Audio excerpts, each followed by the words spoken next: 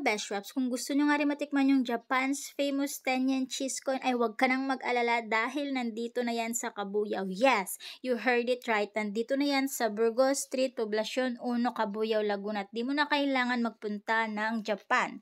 Open nga pala sila from Monday to Sunday from 1 p.m. to 9 p.m. except Thursday. Ganito nga pala siya pine-prepare at tignan nyo naman kung gaano kalaki yung mozzarella cheese na inilalagay nila dyan.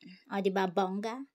At kapag naluto na nga siya, ganito na yung itsura niya. Napaka-crispy outside tapos sobrang cheesy at fluffy inside. At syempre, bago kumagat ang ating mga binidite, magpipicture nga muna para pang my day daw nila.